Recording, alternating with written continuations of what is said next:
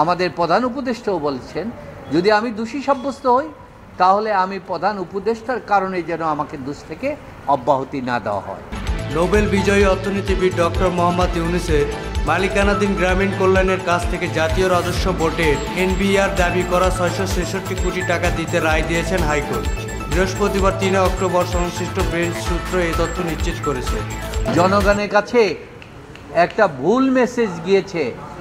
Professor doctor Mohammad Yunus 8 তারিখ এই তত্ত্বাবধায়ক সরকারের প্রধান উপদেষ্টা হওয়ার কারণে অন্তর্বর্তীকালীন সরকারের প্রধান উপদেষ্টা হওয়ার কারণে উনি ক্ষমতার মাধ্যমে এইটার জাজমেন্টটাকে হয়তো উনি করেছেন।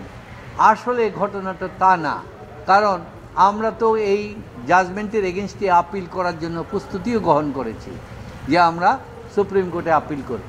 তো সুতরাং এই জিনিসগুলির মধ্য থেকে যেটা হলো সেটাও আমরা বিরোধিতা করলাম। এবং আপনারা জানেন যে অ্যান্টি কারাপশন যে মামলাটা আমাদের বিরুদ্ধে করেছিল সেটাও দেখা গেল 8 আগস্টে বিপ্লবের ক্ষেত্রে ডক্টর মোহাম্মদ ইউনূস সাহেব প্রধান উপদেষ্টা দায়িত্ব গ্রহণ করার পর দেখা গেল 11 আগস্টে মামলাটা দুর্নীতি দমন কমিশন আমাদেরকে না জানিয়ে উইথড্র করে ফেলে এবং একই তারিখে পূর্বতন সরকারের পিপি দরখাস্ত দিল মামলা উইথড্র করার জন্য। আবার একই তারিখে বিচারকও মামলা উইথড্র করে ফেলে। তো আমাদের প্রশ্ন হলো এই মামলা হাইকোর্টে পেন্ডিং, আমরা কোয়াশমেন্টে আসলাম, উনি জাজমেন্ট দিয়েছে, আমরা সার্টিফাইড কপি পাই নাই বলে আমরা আপিল করতে পারি নাই, লিভ টু আপিল করতে পারি নাই। তো আমাদের প্রশ্ন, যেই দুর্নীতি দমন কমিশন তদন্ত করে যাচাই বাছাই করে অভিযোগ পেয়ে উনি এফআইআর করলেন, এফআইআর দাখিল করার পর আবার ওনারা তদন্ত করলেন, সাক্ষী সবুত নিলেন, নিয়ে চার্জশিট দাখিল করলেন। চার্জশিট আমরা তার বিরুদ্ধে অভিযোগের চার্জশিট বাতিলের জন্য কোর্টে প্রার্থনা দিলাম, কোর্ট সেটা রিজেক্ট করে চার্জ গঠন করল। তার বিপক্ষে আমরা হাইকোর্টে আসলাম। হাইকোর্টের মাননীয় বিচারপতি জনাব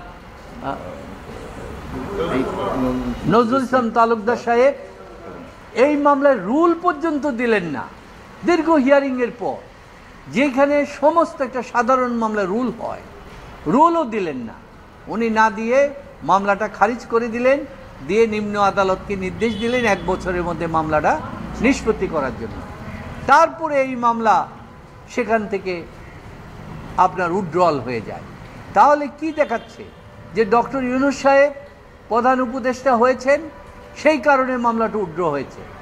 আমরা মহামান্য সুপ্রিম কোর্টে আপিল বিভাগে আমরা আপিল করেছি।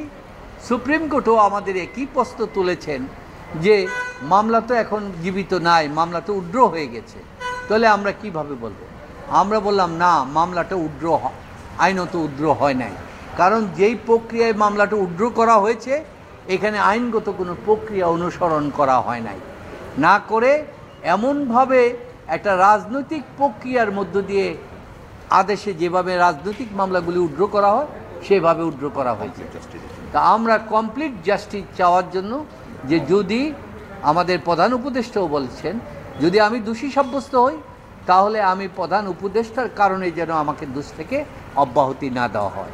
সুতরাং আইনের প্রেক্ষাপটে বিচার বিশ্লেষণ করেই যেন সেটা করা হয়, সেটার জন্য আগামী 25 তারিখ নির্ধারণ করেছেন।